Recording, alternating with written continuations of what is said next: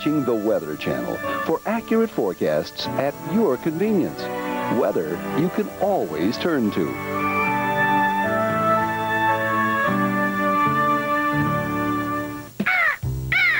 How do you amaze an amazing mouth? Well, why not start with Long John Silver's crunchy golden batter dip shrimp? Batter dip shrimp, now just $1/4 each. No limit. Oh, no! Oh, yes. Long John Silver's, America's place to go for amazing shrimp and fish. Watch the century's most damaging hurricanes in Danger's Edge this Sunday on Exposures, sponsored in part by Slick 50 Advanced Formula Engine Treatment. This precipitation report is sponsored by Rain-X, the invisible windshield wiper for improved visibility and driving safety. And I think you're going to need it today, especially in the Northeast. More rain coming in. What a winter. We had the heavy snow. Now we can't seem to get snow back. It's just been rain. We'll have more heavy rain through the nighttime hours here, and here comes the next storm into the west. Heavy rain expected in Northern California. So no shortage of nasty weather, that's for sure. Flash flood watches are in effect throughout this area. Rivers are rising again after they just began receding. We do think that by tomorrow the rain will be gone and the snow that follows will be pretty light. So conditions should improve there. We're looking at more than an inch, though, for the rest of this evening and part of the overnight hours. Heavy rain out here, but that's not the only thing we have for you. How about a little more snow? In the east, it'll be 1 or 2 inches. In the west, how about a foot or a little bit more? That's great news for skiers, but if you're doing some traveling, keep this in mind. Roads could be slick, and all of these areas shaded in white tonight. Good visibility is essential to driving safety, especially during wet and hazardous weather. Unless you can see where you're driving, you're an accident just waiting to happen. That's why you should be using Rain-X, the invisible windshield wiper. It disperses rain, sleet, and snow, mud, bugs, and grime on contact. Now that's performance. Clearly, Rain-X makes the difference between seeing and not seeing what's ahead. For safety's sake, go out and get your Rain-X today. Look for Rain-X, the invisible windshield wiper, at all fine automotive departments near you. Everybody was sandbagging, but it was no use. The floodwaters bring more than destruction. They bring the unexpected. We lost everything. The volunteers go home and it's just you, throwing away your memories. Floods can strike anywhere, anytime. I never thought it could happen to us. The National Flood Insurance Program can help. We can't replace your memories, but we can help you build new ones. For facts on flood insurance, call your insurance company, agent, or this number. Protect yourself against flooding. Call now for information about flood insurance. Breeding ground, there we go, for potholes. Road crews are already fixing them. Meantime, scientists are working on ways to prevent them.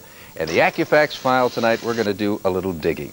Potholes not only jolt cars, but municipal budgets as well. They cost billions of dollars a year to fix.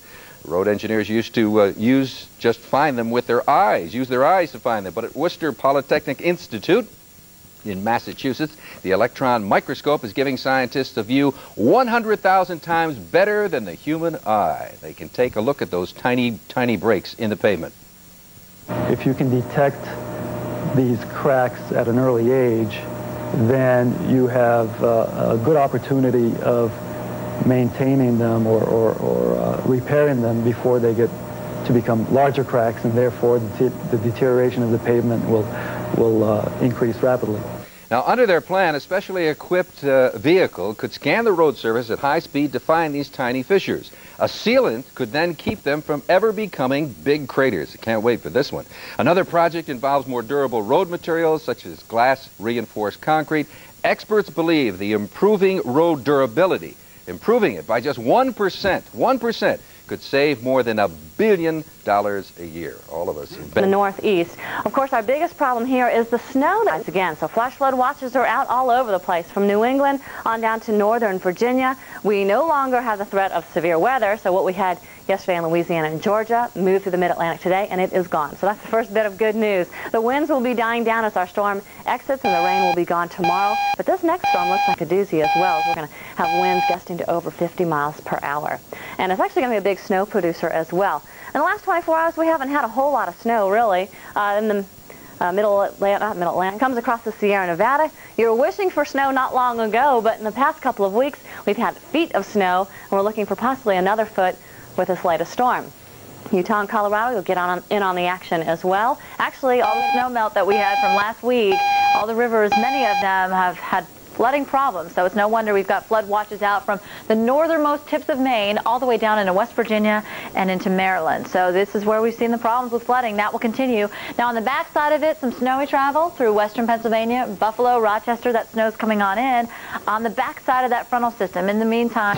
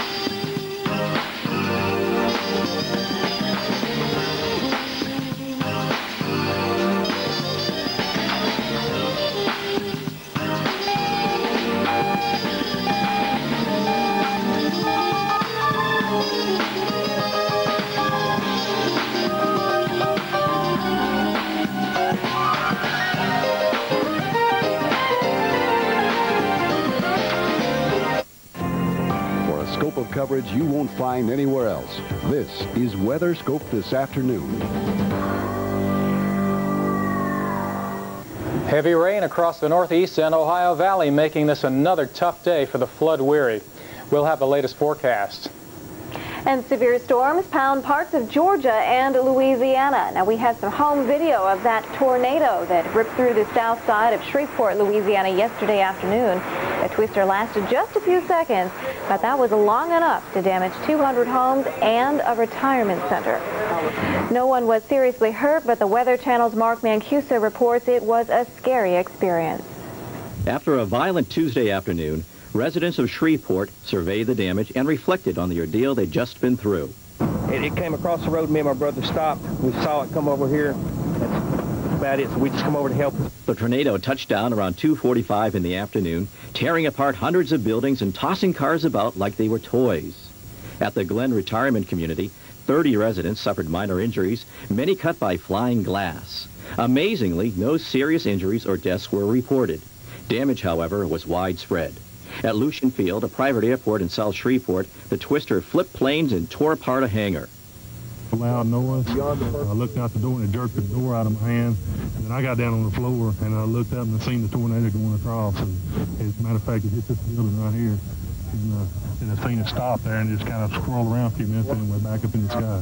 Officials said the tornado cut a swath over a mile long and between a quarter and a half mile wide, damaging between 200 to 300 buildings and knocking out power to thousands. Hours after the tornado struck, the path of destruction was declared a disaster area as residents tried to cope with this calamity that had so abruptly interrupted their lives.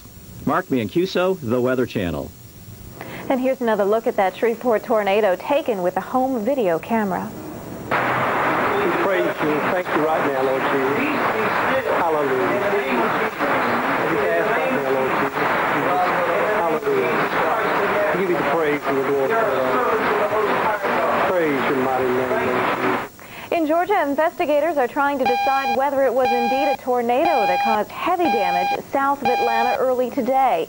High winds destroyed a warehouse near Jonesboro. The building was filled with T-shirts and sweatshirts, but no one was inside when the storm hit.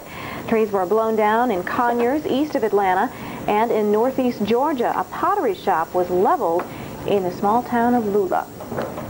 More rain and gusty winds have made it a miserable day in parts of the Northeast and the Ohio Valley. The rain just fuels the problems that began last weekend when rivers in several states crested above flood stage. In the Ohio River Basin, some communities along the